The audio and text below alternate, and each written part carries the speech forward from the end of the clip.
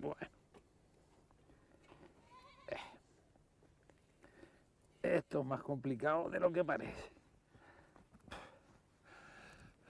Pero más difícil resulta explicar cómo una cabra como tú es capaz de dar leche en un secarral como este. El capítulo de Parques de Canarias que sigue lo vamos a dedicar al Parque Natural de Jandía, en la isla de Fuerteventura. Un parque cuya esencia es arena, sol y piedra.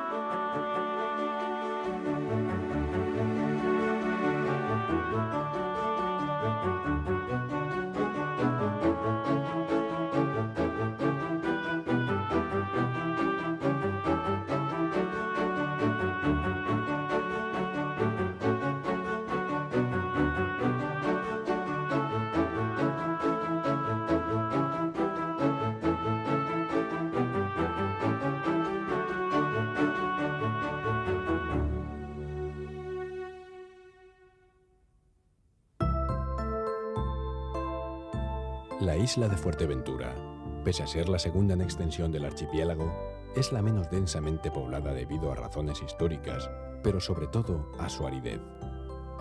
El clima seco de Fuerteventura está vinculado por una parte a su proximidad al continente africano, situado a solo 105 kilómetros de distancia, y por otra a la escasa altitud de la isla.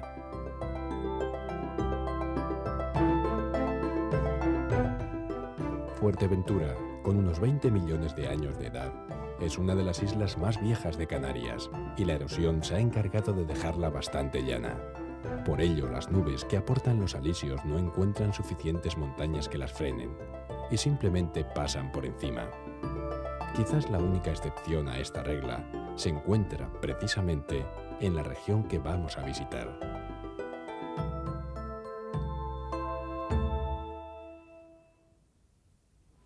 El Parque Natural de Jandía, con 14.300 hectáreas, comprende casi la totalidad de la península que se extiende al sur de Fuerteventura, con la salvedad de una faja costera a sotavento, donde se asienta el desarrollo turístico de la zona. El paisaje dominante en el parque es árido y desértico, pero la península de Jandía se halla recorrida por un macizo central que alcanza los 800 metros de altitud en el Pico de la Zarza, la cota máxima de la isla. Esta altura es suficiente para alcanzar el nivel de las nubes y beneficiarse de la humedad que aportan. De este modo, nos encontramos en la crestería con un microclima especial, una isla de humedad rodeada por un mar de desierto.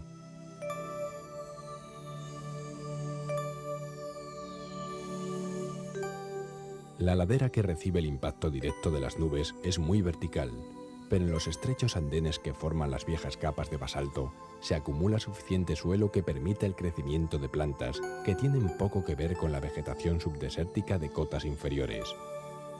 De hecho, en este reducido santuario biológico se concentran varios de los endemismos más raros e interesantes de Fuerteventura.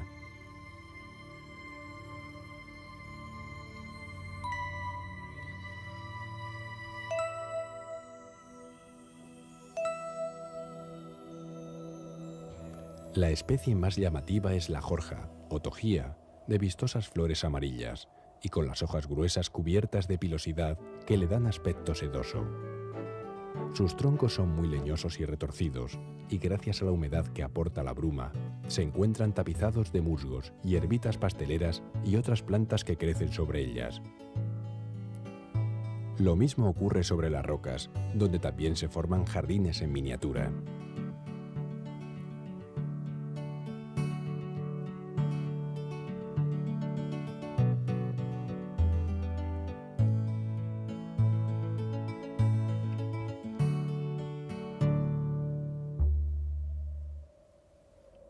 La madera de la jorja es muy rígida, pero ello no impide que una vez muerta sea pasto de las termitas, que cumplen así con su función de reciclar los nutrientes cautivos en el leño.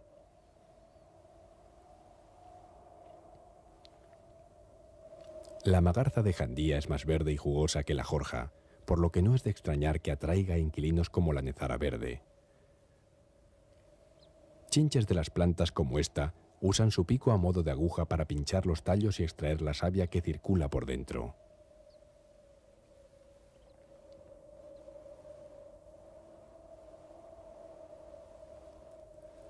Las flores de la Pulicaria canaria son vistosas y lógicamente atraen a los insectos voladores. Esto brinda excelentes oportunidades a la araña cangrejo, que adopta el mismo color de la flor y espera así, camuflada, la llegada de sus presas. Hoy toca comer mosca.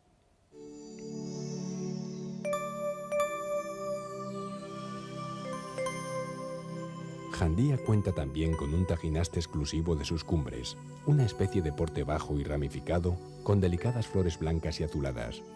Crece solo allí donde no llegan las cabras.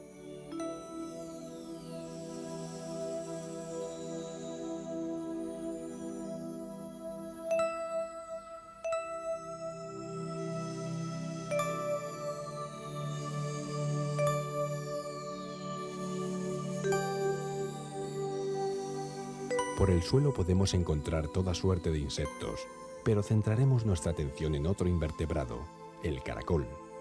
Estos moluscos son auténticos todoterreno. A medida que avanzan, van segregando una banda de mucus sobre la que reptan. Es como si un coche fuera construyendo su propia carretera. Así no les importa el sustrato, sean piedras ásperas, los líquenes rugosos o las propias plantas que comen y de las que obtienen el agua necesaria para vivir y producir tanta baba.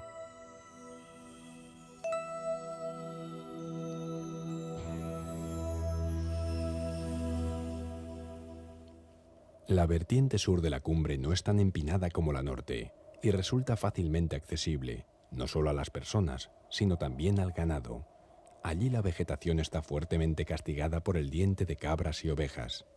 Esta planta que vemos, por ejemplo, es un olivo salvaje o acebuche. Las cabras lo han convertido en un bonsái. Más abajo, en las laderas del macizo de Jandía, las condiciones ambientales son ya las de un duro desierto pedregoso. En estos cereales llueve apenas 140 litros por metro cuadrado y año, si es que llueve.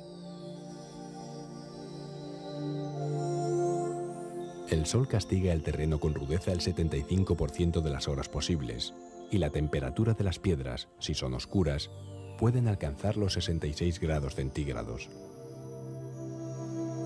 Las dilataciones que se producen con los cambios de temperatura entre el día y la noche hacen que las piedras se resquebrajen. Luego el viento arrastra la tierra y todo el paisaje se va convirtiendo en un inmenso pedregal. Solo los líquenes crustáceos logran colonizar estos infiernos de piedra que no por inertes carecen de belleza y pueden presentar formas caprichosas como estos zafonis esculpidos por el viento.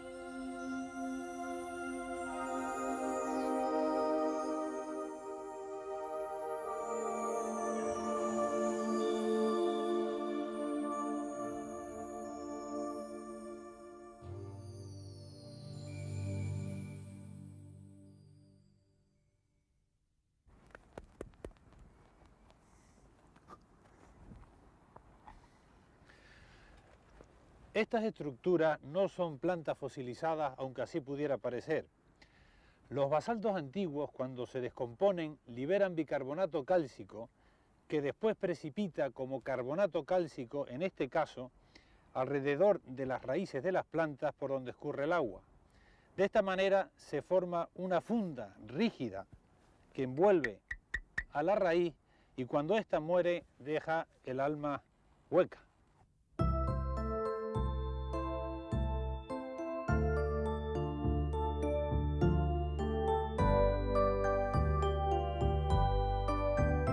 Las plantas que crecen en un ambiente desértico están adaptadas a la escasez de agua.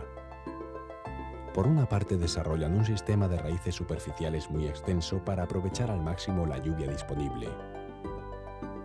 A esto se debe que las plantas en el desierto estén tan separadas unas de otras. Luego intentan almacenar agua en sus troncos para cuando llegue la época de las vacas flacas.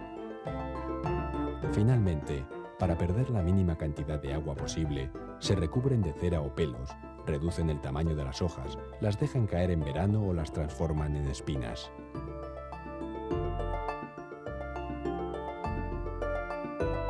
La aulaga es un perfecto exponente de esta estrategia de supervivencia. Desde luego, las plantas están mejor protegidas que nosotros para resistir la sequedad.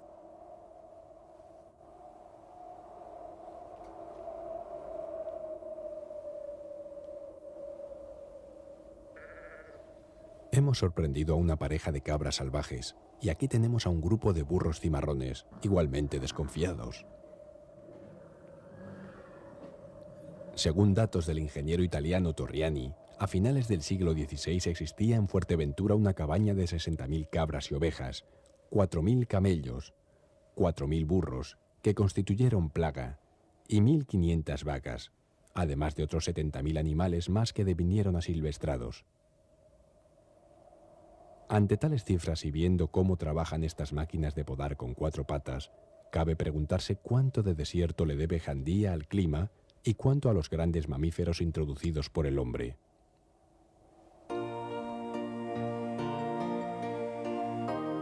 Muchas especies vegetales están adaptadas a resistir el ramoneo de los herbívoros, sobre todo especies de origen africano. Si hay cabras, son las que más abundan. Otras especies, normalmente endemismos isleños, sufren el impacto con resultados más o menos dramáticos. De la pulicaria de Burchard, por ejemplo, solo quedan 8 ejemplares que crecen en Jandía. Es toda la población mundial.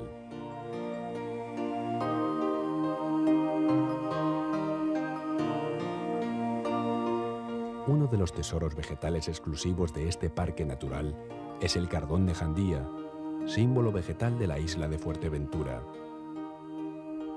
Es de porte mucho más pequeño que el cardón común, más ramificado, con columnas de sección estrellada y sobre todo con las espinas muchísimo más largas.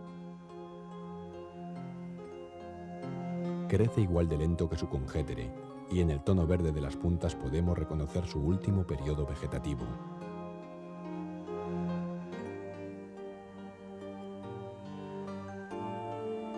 En sus tallos muertos se desarrollan algunos insectos interesantes, como este longicornio de los cardones, que con las prisas no parece distinguir entre el tallo de su planta nutricia y la lente de nuestra cámara.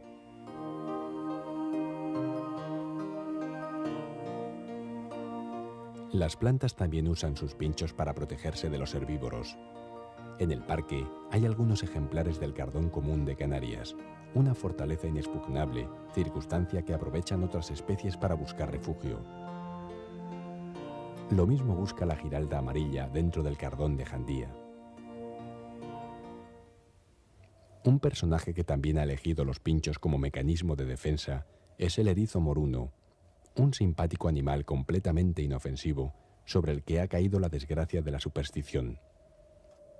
Los erizos comen insectos, caracoles y algún que otro huevo, pero no chupan la sangre a las gallinas como si fueran vampiros.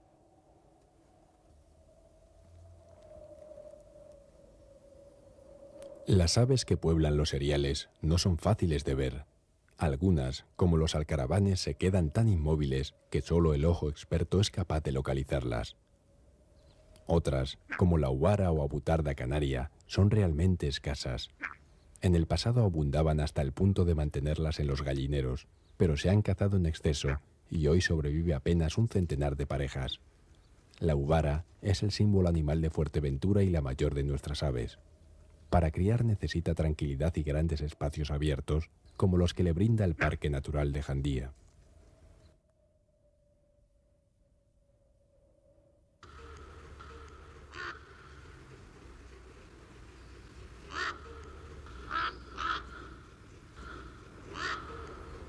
Los graznidos de un cuervo nos revelan la presencia de un bebedero. Las contadas escorrentías y pequeñas fuentes que hay en el parque constituyen la mejor oportunidad para observar aves. Son como un club social por donde tarde o temprano todos acaban por desfilar para echar un trago. La tarabilla canaria o caldereta una de las pocas especies endémicas de la avifauna insular, también aprovecha la ocasión para capturar insectos. En esta especie, la hembra es bastante deslucida y el macho destaca por el dorso oscuro, cejas blancas y el pecho rojizo. Este es el trompetero o pájaro moro, siempre atento a mantener su pico bien limpio. El pardillo no solo se contenta con beber, sino que aprovecha para darse un buen chapuzón. Antes de continuar nuestra visita hacia el istmo de Jandía, decidimos echar un vistazo a los fondos de los barrancos en Cofete. Allí crece cerca del mar la única especie realmente arbórea del parque, el tarajal. Ese árbol de grueso tronco y grandes raíces que es capaz de aprovechar el agua salada del subsuelo.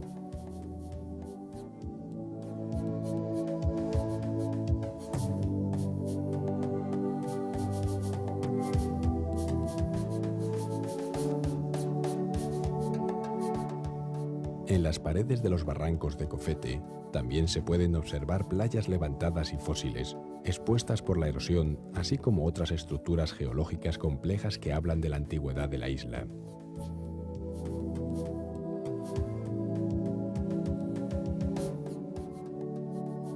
Estas rocas, por ejemplo, tienen casi 100 veces la edad del Teide. Pero al margen de la geología, lo más destacado en Cofete es la playa que lleva su nombre y se prolonga en la de Barlovento, con lo que ambas constituyen la playa más larga de Canarias, con 12 kilómetros de longitud.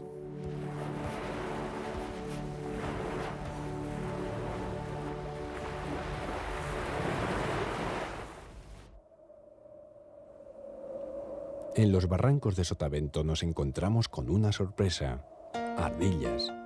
En Canarias no existían estos roedores, pero en 1965 un comerciante trajo unas parejas de ardilla moruna de Sydney y las dejó escapar en Fuerteventura, en Gran Tarajal.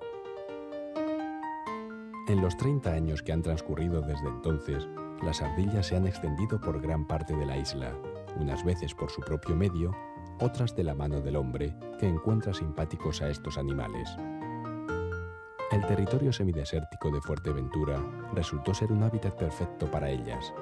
Se asientan en el campo, donde hay piedras, comen caracoles, hierbas y granos, y no constituyen una plaga para los cultivos como se creyó en un principio.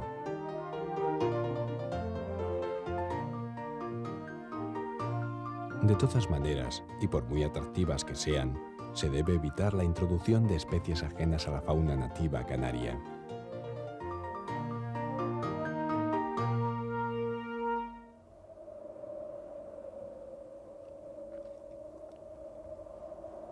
Finalmente llegamos al istmo que separa la península de Jandía del resto de Fuerteventura. La zona está prácticamente recubierta por arena, por lo que se conoce por el jable, nombre que se aplica a la arena en la isla. La arena procede del mar, de restos orgánicos, y es arrastrada por los alisios desde la costa de Barlovento hasta la de Sotavento.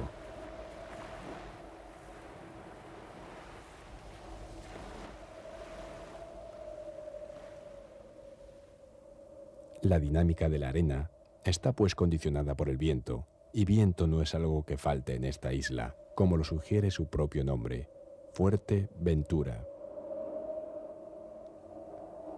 A partir de 4,4 metros segundos, el viento forma ondulaciones en la arena y es capaz de arrastrar de 1 a 4 kilos de granos por metro cuadrado y hora.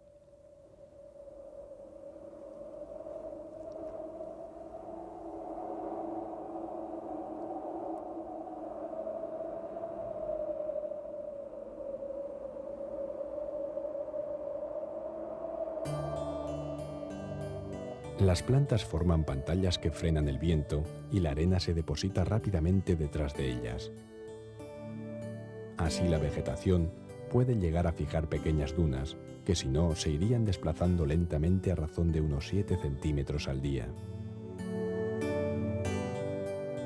En lugares remansados se pueden levantar dunas gigantescas, como esta del Morro de los Canarios.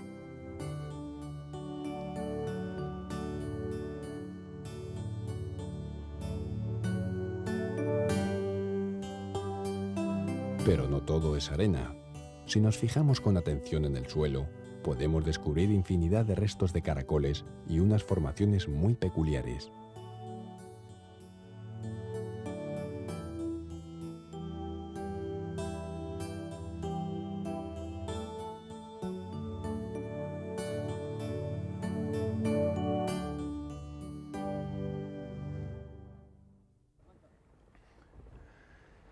Estos barrilitos que tanto llaman la atención son nidos de antófora, una especie de abejorro que hace con barro las celdas donde pone sus huevos. En Rusia, en los márgenes fangosos de los ríos, las colonias de este tipo de abejorro llegan a contar con 40 o 60.000 ejemplares. La especie no vive hoy en la isla, pero dada la abundancia de barrilitos que se encuentran por todas partes, cabe suponer que hace 4.000 o 6.000 años el clima era muchísimo más húmedo que en la actualidad. Hoy, desde luego, las condiciones climáticas son bien distintas y las plantas han de aprovechar incluso el agua que aporta el rocío, un fenómeno muy importante en la ecología de los desiertos. En Jandía se forma rocío prácticamente la mitad de los días del año. Las hojas de la euforbia de las arenas, por ejemplo, están especialmente dispuestas sobre los tallos para hacer converger el agua del rocío sobre la base de la planta. Los pobladores de las arenas son seres esquivos y difíciles de ver durante el día, pues permanecen la mayor parte del tiempo enterrados o refugiados en sus madrigueras. La base de las plantas es uno de los lugares predilectos para esconderse. Esta que vemos es una lagartija. Otro reptil que habita los arenales es el perenquén de Mauritania. Su piel, de color claro para pasar inadvertido sobre la arena, está cubierta de excrescencias córneas que le dan un aspecto antediluviano. Los grandes ojos nos revelan sus hábitos cazadores nocturnos. Aunque no podamos ver a todos los animales, las huellas que dejan en la arena, visibles por la mañana temprano, nos hablan de su abundancia y ajetreo. El ancho rastro que vemos aquí lo produce un viejo conocido, el erizo moruno, a quien tanto le da que sean piedras o arena por donde tenga que buscar su alimento.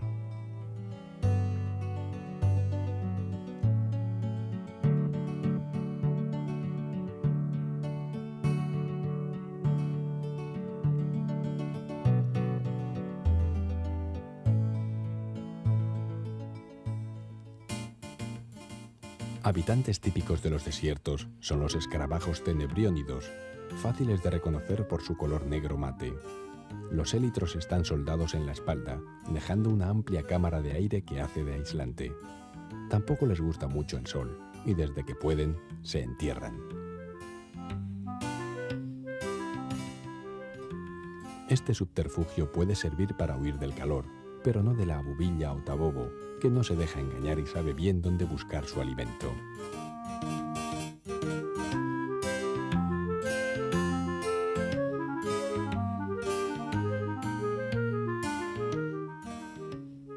Esta especie de tanqueta del desierto es un isópodo, pariente de las cochinillas de la humedad de nuestros jardines.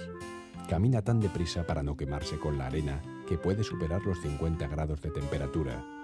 Es raro verla activa durante el día, pues suele permanecer oculta en profundas madrigueras esperando el frescor de la noche.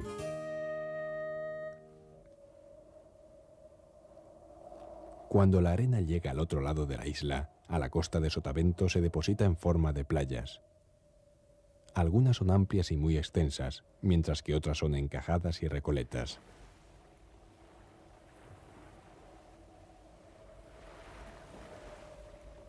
A veces el agua del mar se filtra bajo la arena y forma maretas detrás de la barra costera, dando pie al desarrollo de saladares. Este tipo de vegetación bastante tupida está dominado por plantas quenopodiáceas, que son de las pocas capaces de resistir y crecer con el agua salada. Además de su interés botánico, los saladares son zonas importantísimas para las aves migratorias. En ellos abundan los anfípodos y otros pequeños crustáceos marinos que sirven de alimento a garzas, vuelvepiedras y correlimos. Las aves especializadas en patrullar los fangos o limos tienen todas un pico agudo y se les aplica el nombre genérico de aves limícolas.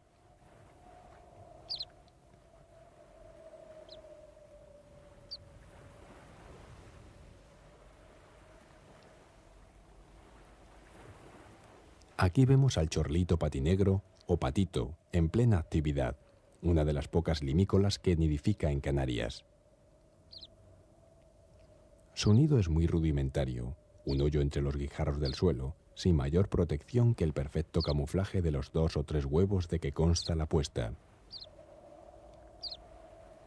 Las playas y saladares son lugares ideales para observar aves, pero no todo es fauna alada en estos pagos.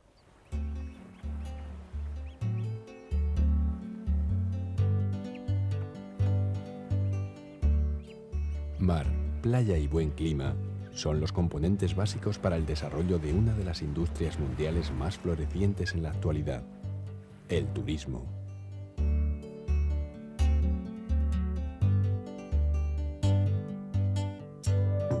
Espacios abiertos, libertad y el sol por testigo. Fuerteventura es por excelencia la isla de las playas y el sueño dorado de miles de turistas europeos. El turismo y las tecnologías modernas han traído desarrollo a la isla. El agua potable se extrae del mar y los alimentos y materiales necesarios sencillamente se importan. Los turistas encuentran un ambiente distendido y exótico, con todas las comodidades e incluso lujos que cabe esperar en un país occidental. La franja costera de Sotavento de la península de Jandía ha vivido un desarrollo formidable en la última década. Sectores completos del litoral se han cubierto de hoteles y apartamentos, un proceso que sigue vivo en la actualidad. Pero ocurre a menudo que un desarrollo o desarrollismo tan intenso no sabe frenar a tiempo y acaba por dañar el paisaje, las condiciones ambientales y los recursos naturales en los que precisamente se sustenta. El Parque Natural de Jandía, de reciente creación, pretende acotar la expansión del turismo, a la vez que servir de atractivo para aquel que ya está instalado, lógicamente, fuera de sus límites. Quiere garantizar una calidad de oferta en paisajes y elementos naturales que pocos destinos turísticos de masas son hoy capaces de brindar.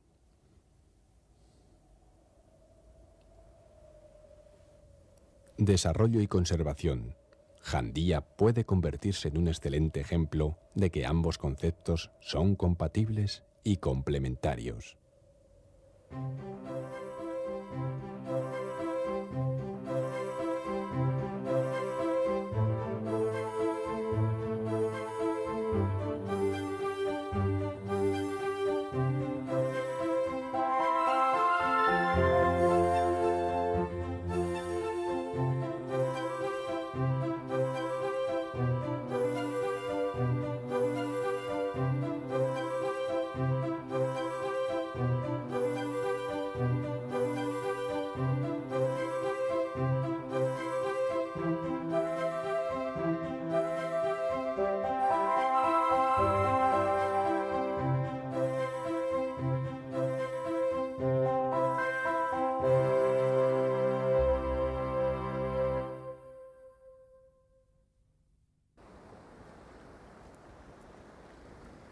En archipiélagos donde el turismo de masa es la principal actividad económica, las playas vírgenes, libres de hoteles y apartamentos, se convierten en un bien escaso y muy apetecido.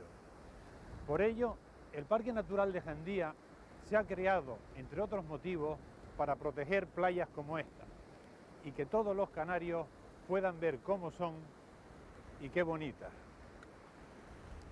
No lo olvides.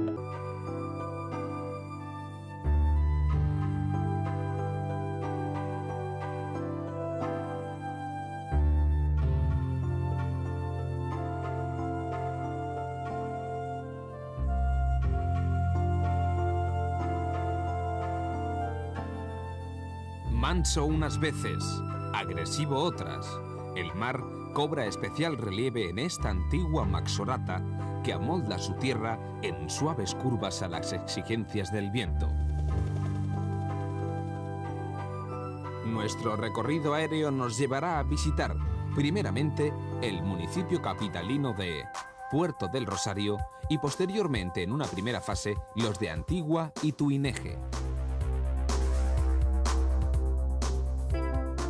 Nos acercamos a la capital insular por el mar, que junto con sus olas le aportó lo necesario para pasar del lugar de pastoreo a la pujante ciudad que es hoy.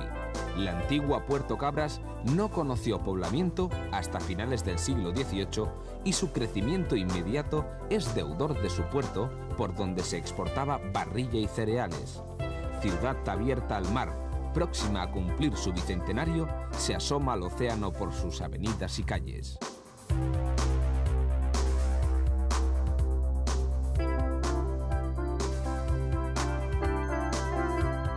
La carretera, surco negro hundido en la aridez del entorno, nos señala la ruta hacia la Ampuyenta. Las aguas, generalmente presurosas, han dejado la cicatriz de su huella en el suelo.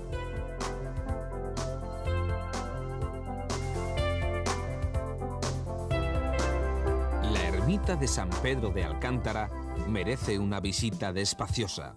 Fundada en el siglo XVII, con importantes obras en la centuria siguiente, nos ofrece su bella estampa rodeada de un muro almenado.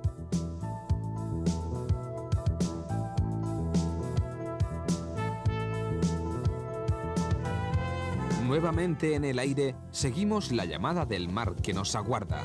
La tierra muestra sus heridas, mientras Puerto del Rosario se nos aparece al fondo extendiendo su superficie. El aeropuerto está a nuestros pies, se ha convertido en pilar de la economía majorera como puerta abierta al mundo por donde un turismo creciente entra en Fuerteventura a disfrutar de la serena belleza y la tranquilidad de sus playas. La cinta oscura de las carreteras discurre por la geografía uniendo pueblos. Siguiéndola, nos dirigimos al municipio de La Antigua. El mar, una vez más, orienta nuestro vuelo. Divisamos la construcción militar de Caleta Fuste, rodeada hoy de una zona turística erigida en el siglo XVIII. De ella dijo Viera y Clavijo que era una buena torre con alguna artillería mandada por un sargento. Una minúscula mancha de verdor sobresale de la aridez del entorno mientras nos acercamos a la capital municipal, uno de los poblamientos más antiguos de la isla, ya que su existencia se remonta al último tercio del siglo XV.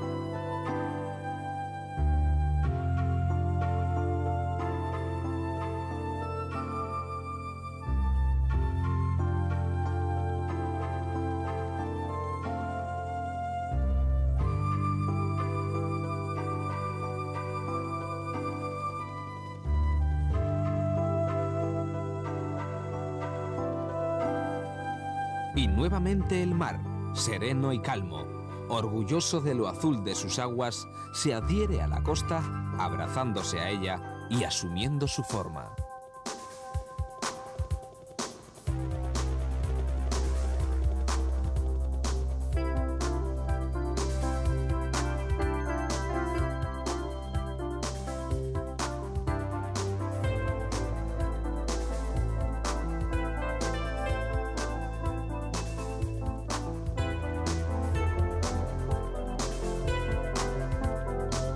Volamos ahora hacia el municipio de Tuineje, el último tramo en esta primera fase de nuestro recorrido por la isla de Fuerteventura.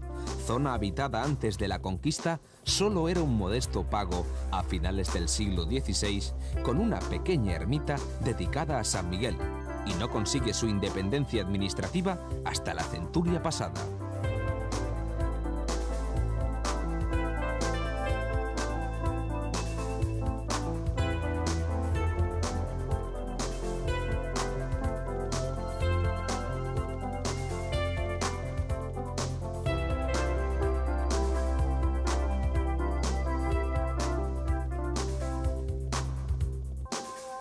Descendemos a tierra para visitar su iglesia, en cuyo interior se encuentra un retablo donde se reproducen escenas de la batalla de Tamasite, en la que los pobladores rechazaron un ataque inglés en 1740.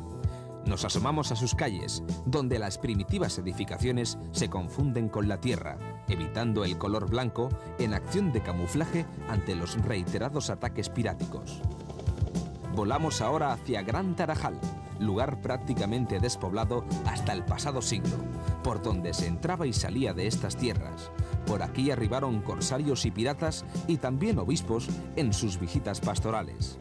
Hoy Gran Tarajal es una bella localidad, con excelente playa, su puerto pesquero y encantadores rincones, donde el insólito espectáculo de las distintas tonalidades de verde se suma al siempre agradable sonido del agua de una fuente.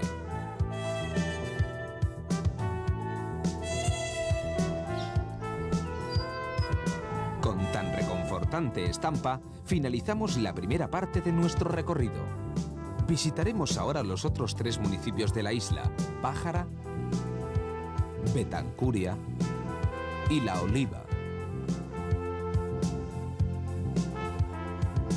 Volamos hacia Pájara. El paisaje que observamos no ha variado mucho. Las suaves cimas de las montañas se repiten y su yerma extensión solo se derrota esporádicamente por unos toques de verde provenientes de pequeñas huertas.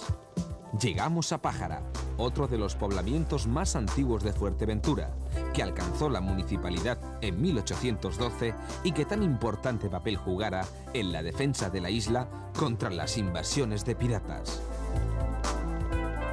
Visitamos la iglesia parroquial, dedicada a Nuestra Señora de Regla, en la que destaca su singular portada, decorada con motivos de clara inspiración azteca, de controvertida procedencia. Su entorno umbroso y fresco es un respiro en la dura tierra majorera.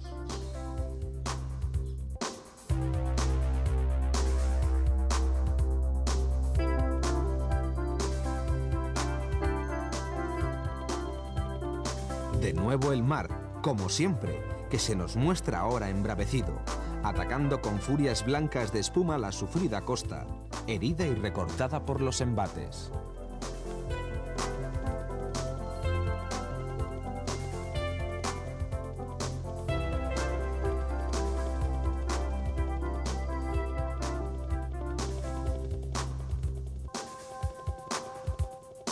Cofete, Barlovento, Punta Cotillo son las denominaciones que reciben las orillas.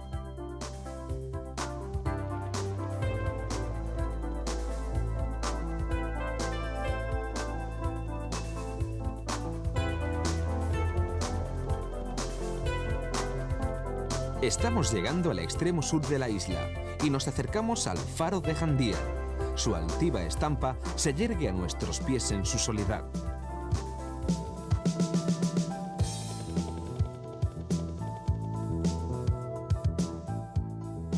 El océano, a veces tranquilo, a veces agitado, sigue marcando nuestra vida.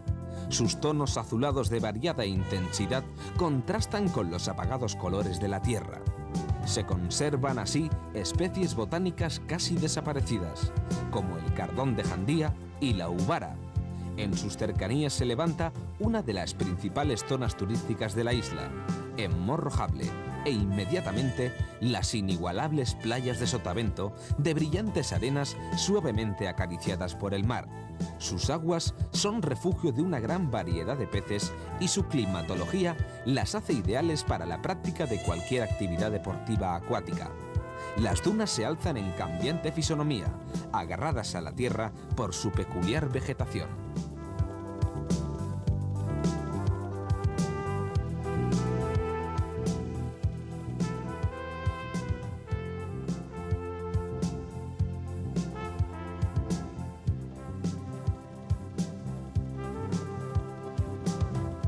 Seguimos hacia el norte, hacia Tarajalejo, en los límites del término municipal de Tuineje.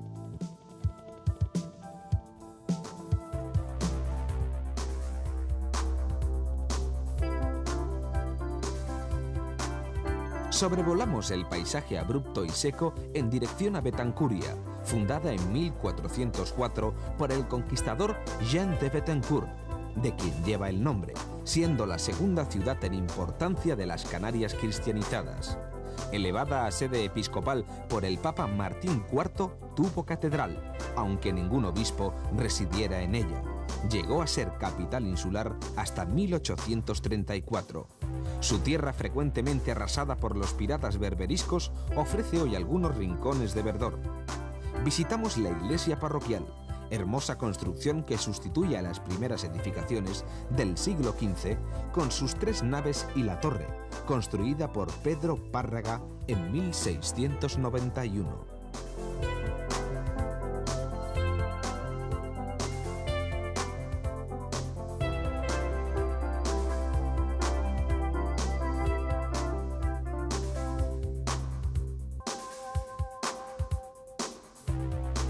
La ermita de San Diego de Alcalá data de la segunda mitad del siglo XVII. Se levanta en el lugar donde está la cueva en que oraba el santo. Cercanas a ellas, las ruinas de la iglesia del convento franciscano de San Buenaventura, primera construcción conventual del archipiélago autorizada por Benedicto XIII en los albores del siglo XV.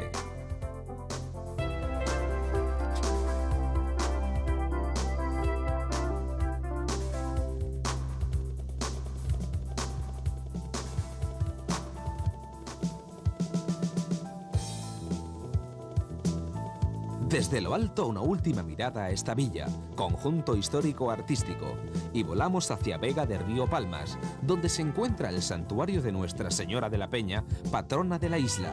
De una sola nave data del siglo XVII, mostrando su fachada una bella portada con frontón. Y volando sobre montes y valles, nos dirigimos ahora hacia el término municipal de La Oliva, al que nos acercamos contemplando la montaña de Tindaya, impresionante pitón sálico aislado por la erosión.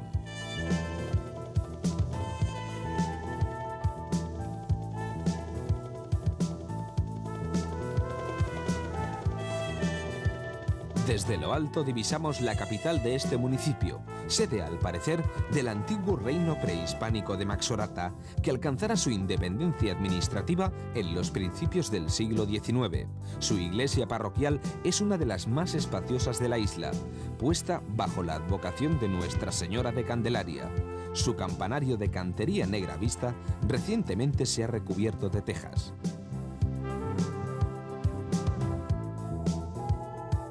La Casa de los Coroneles es uno de los monumentos representativos de la isla. Sobre el portalón destaca el escudo heráldico de los Cabrera, primeros propietarios de la mansión. Fue elegida como sede permanente de los coroneles del regimiento de milicias. Figura con facultades de gobernador de las armas y dependencia del capitán general, no del señor de la isla. Emprendemos nuevamente el vuelo, diciendo adiós al emblemático edificio, y nos dirigimos hacia la zona del Cotillo. Como siempre, otra vez el mar al fondo, que se nos acerca manso penetrando en la tierra. Recibimos el saludo del faro, rodeado por la espuma embravecida del océano.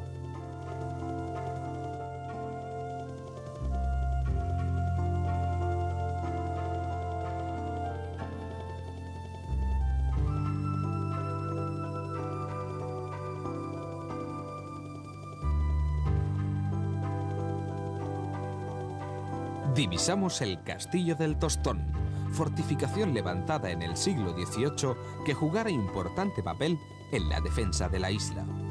Nuestro perenne compañero, El mar va marcando nuestra ruta por los bordes de Fuerteventura, rumbo a Corralejo, donde existe el Parque Natural de su nombre, de gran interés paisajístico y geomorfológico. Su puerto fue de gran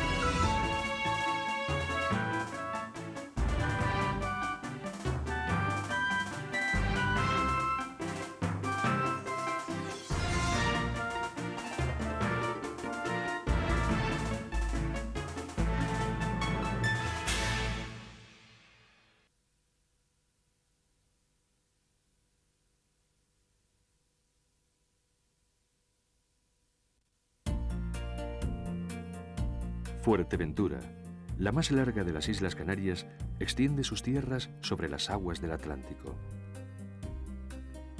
Junto con Lanzarote y los islotes, constituyen el grupo oriental del archipiélago.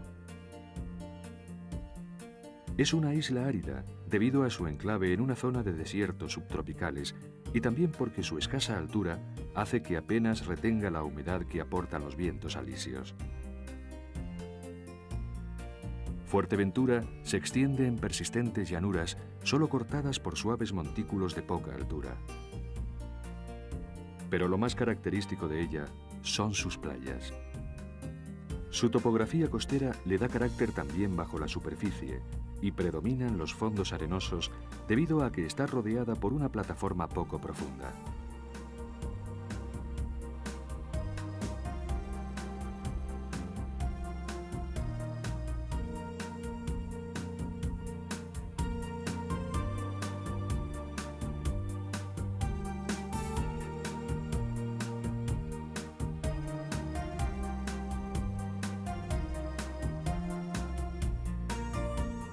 Nuestras primeras inmersiones serán en la cercanía de la isla de Lobos.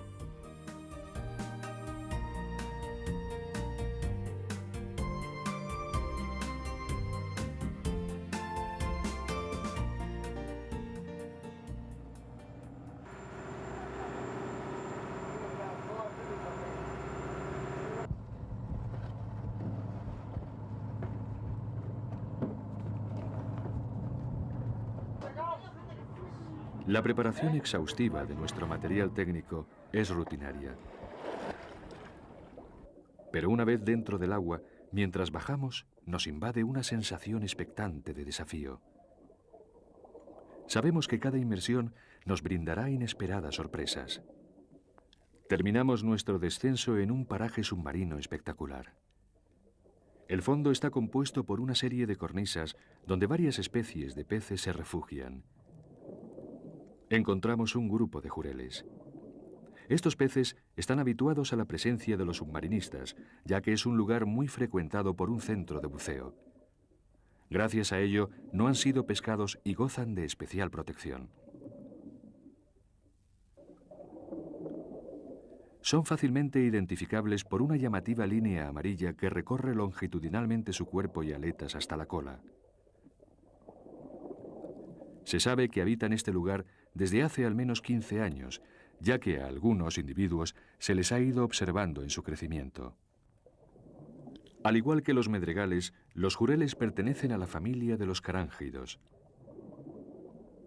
Se dan en todas las costas de nuestro archipiélago, en fondos rocosos y arenosos próximos a estos. También son habituales en bajones y roques más alejados de la costa.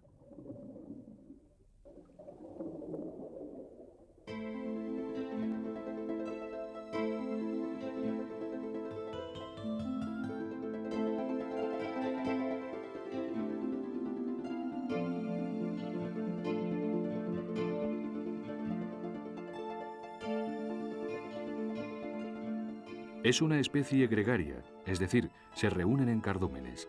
Estos están compuestos por ejemplares de la misma talla. Es todo un espectáculo el poder observar a un denso grupo de jureles nadando a media agua.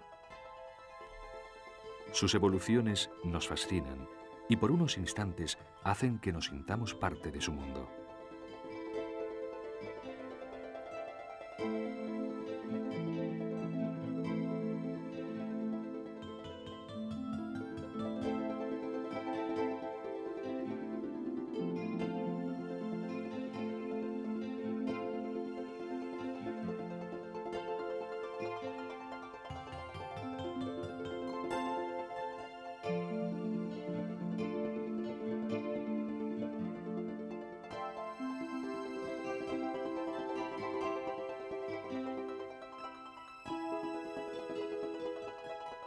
En algunas ocasiones se puede observar a los individuos de pequeña y mediana talla, rebuscando en el fondo para localizar pequeños invertebrados.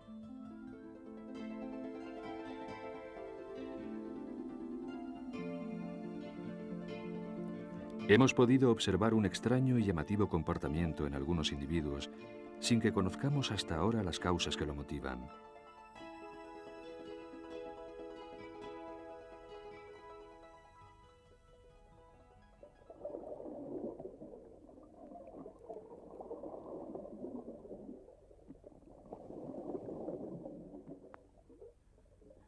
Estamos en un mundo opuesto al nuestro, en su negativo. Al contrario que en el exterior, aquí los charcos son de aire y se forman en el techo.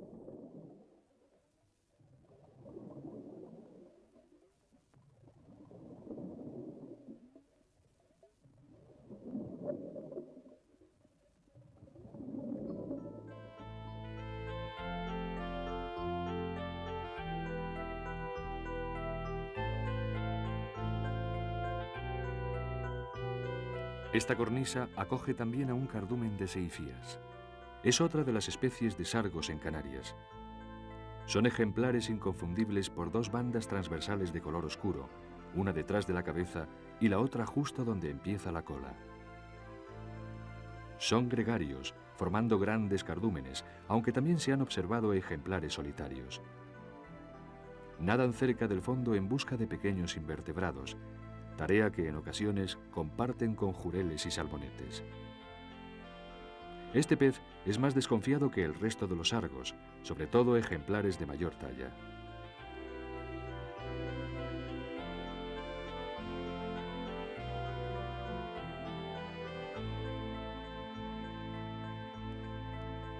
Otra especie que comparte refugio en las cornisas junto a los jureles y seifías son los salmonetes.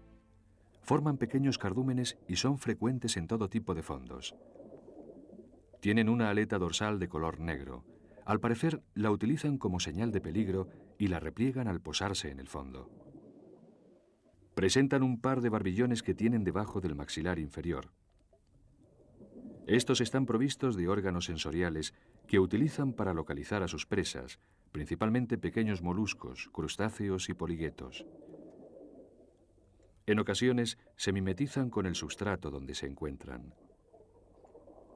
Si detectan la presencia del submarinista, permanecen quietos o inmóviles en el fondo, confiando en su mimetismo para pasar desapercibidos. Pero si nos acercamos excesivamente o ante cualquier otra señal de peligro, huyen rápidamente.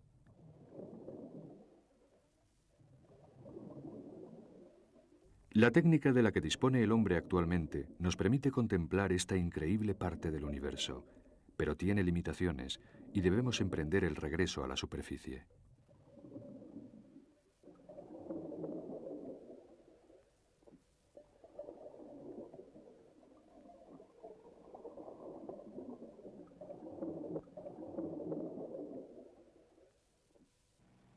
Hacemos rumbo sur hasta Caleta Fuste. Después de un breve descanso en el muelle, nos disponemos a bucear en otro fondo mixto de arenas y rocas.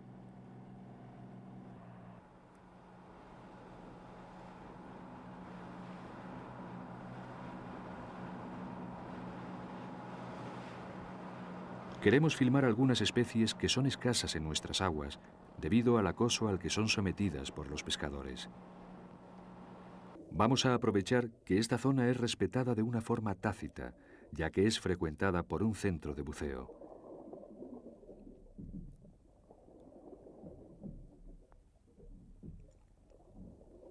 Nuestro primer encuentro es con un mero en el interior de su cubil.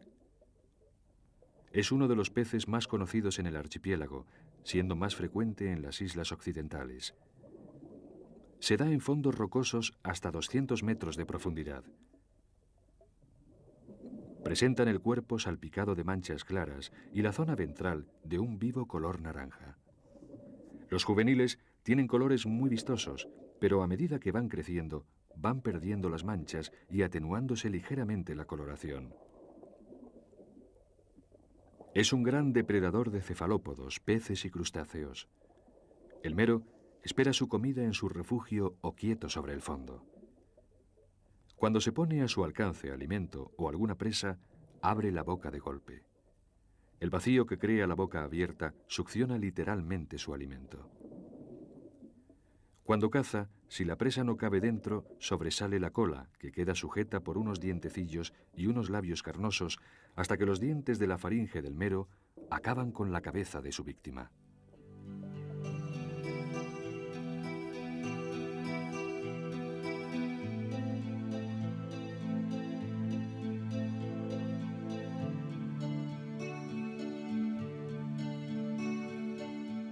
En nuestras aguas, lo normal es encontrar ejemplares que midan entre 25 y 75 centímetros, aunque pueden alcanzar 1,5 metros y pesar 50 kilos. Sin embargo, parientes suyos de aguas tropicales pueden llegar a medir más de 3,5 metros y pesar hasta 4 toneladas.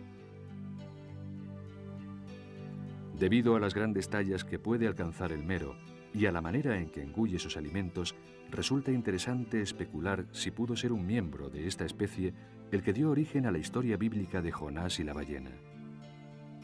Una leyenda polinésica cuenta que el mero tiene aberturas branquiales a los lados de la cabeza, porque una vez engulló a una hermosa muchacha a la que amaba, la cual se vio forzada a abrirse camino a la libertad. El mero se adaptó a la corriente de las aguas gracias a estas aberturas y las mantuvo hasta el día de hoy, pero juró no volver a enamorarse nunca más.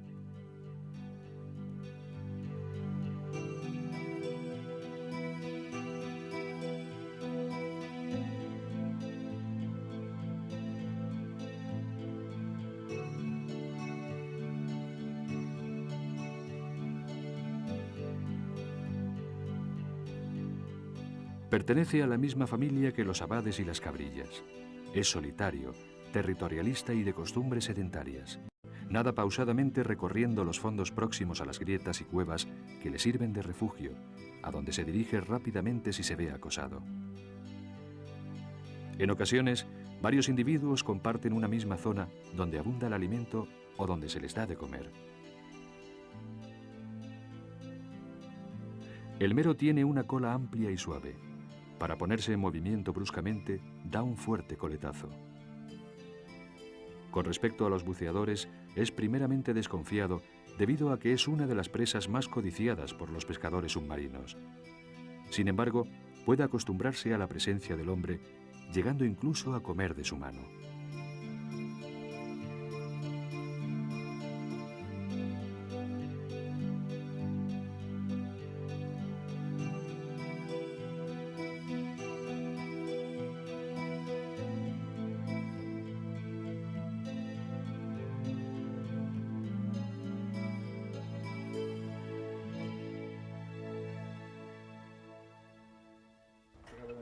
¿Y eso?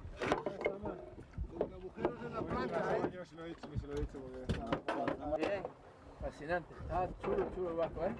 Bonito, tío.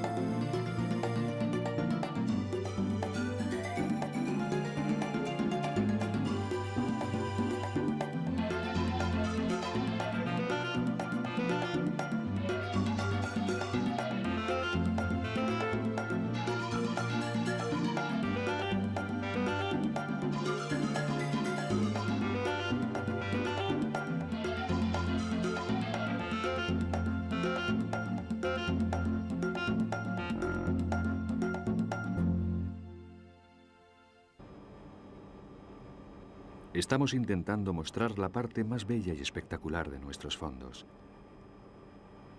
Sin embargo, la realidad completa es más cruda. No debemos ser demasiado optimistas guiados por imágenes obtenidas en lugares secretos y privilegiados. Todavía la mayor parte de los fondos canarios están siendo sobrepescados. Aquí vemos cómo se construyen cientos de nasas, cuyo uso incontrolado es otro de los muchos sistemas de explotación no selectiva que impide la regeneración de nuestros fondos. En ocasiones hemos encontrado nasas ilegales, puesto que no tienen identificación, y hemos soltado a los peces. Pero nuestra acción es tan solo una gota de agua en el inmenso océano.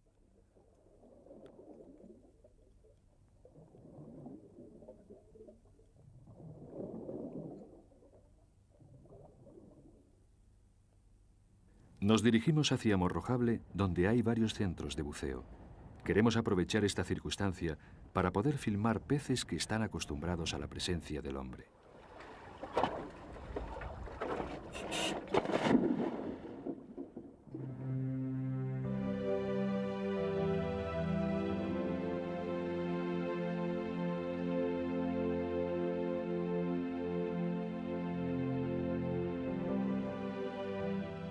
Antes de llegar al fondo, nos encontramos con un cardumen de herreras nadando a media agua. Pertenecen a la familia de los argos, pero presentan un cuerpo más estilizado. Son identificables por unas rayas transversales de color negro que adornan su cuerpo. Este pez es de costumbres gregarias. En épocas de reproducción forman densos cardúmenes. Son carnívoros y se alimentan de pequeños invertebrados que cazan por el fondo.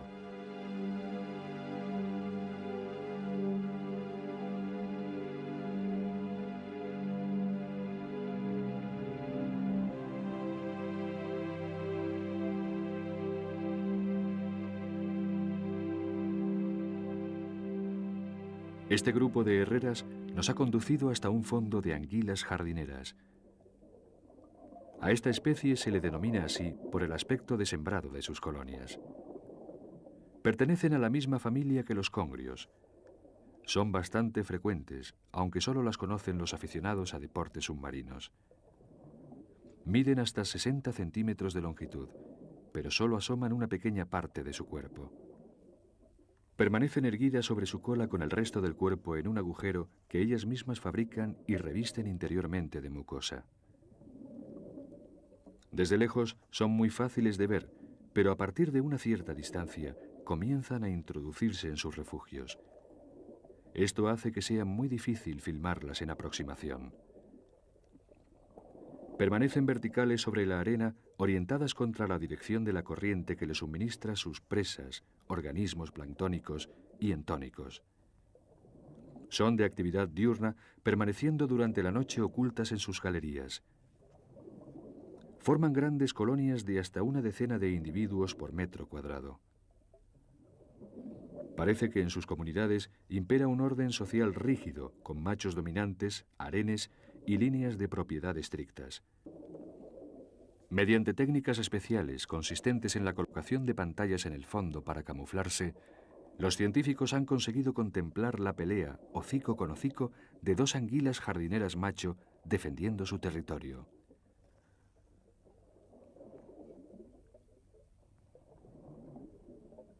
Llegamos hasta un espectacular fondo donde una cornisa sirve de refugio a un grupo de alfonsitos.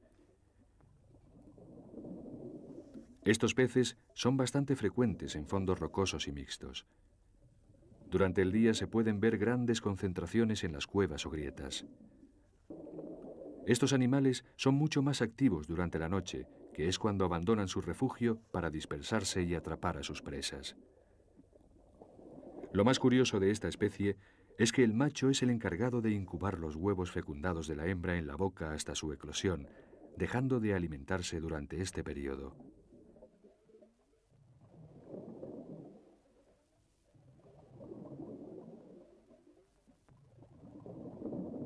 Uno de nuestros guías ha localizado un ceriantario.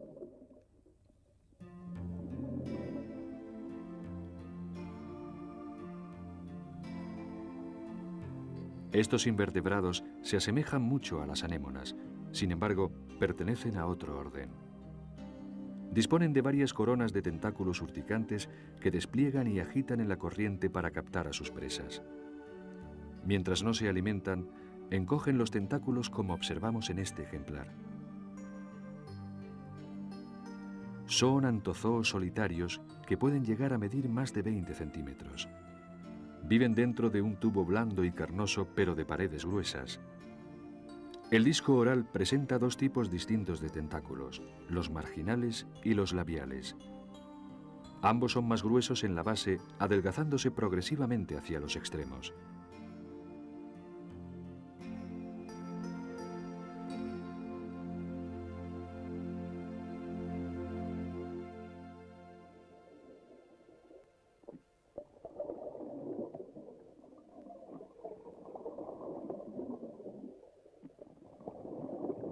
Aquí los peces son tan amistosos que estar rodeados de ellos hace que nos sintamos parte de su mundo olvidándonos del nuestro.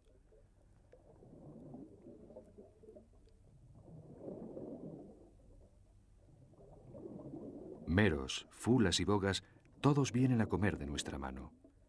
Una morena juguetona nos asalta prácticamente en busca de su ración.